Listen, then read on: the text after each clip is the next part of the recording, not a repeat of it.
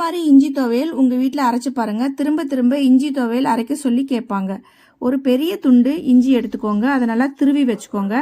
தேங்காயும் திருவி வச்சுக்கோங்க. கேரட்லாம் திருவுவீங்களே, அதில் திருவினாலே போதும்.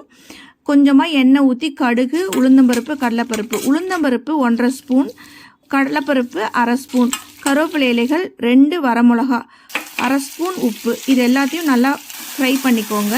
இஞ்சியும் துருவி வச்சுருந்தீங்க இல்லையா, அதையும் போட்டு நல்லா கலர் சேஞ்ச் ஆகிற வரைக்கும் ஃப்ரை பண்ணணும். அப்புறம் தேங்காய் போட்டுக்கணும். இது கூடவே நெல்லிக்காய் சைஸில் புளி போட்டுக்கோங்க.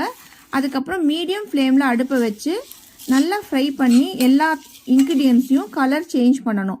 அதுக்கப்புறம் அடுப்பை ஆஃப் பண்ணிவிட்டு ஆற வச்சு 1/2 ஸ்பூன் நாட்டு சக்கரை போட்டிருக்கேன். நீங்கள் வெல்லம் கூட போட்டுக்கலாம். அதுக்கப்புறம் மிக்சியில் போட்டு கொஞ்சமாக தண்ணி ஊற்றி நீங்கள் துவையிலெல்லாம் எந்த மாதிரி அரைப்பீங்களோ அந்த மாதிரி அரைச்சி எடுத்து வச்சு சர்வ் பண்ணிங்கன்னா சூப்பரான இஞ்சி துவையல் ரெடி.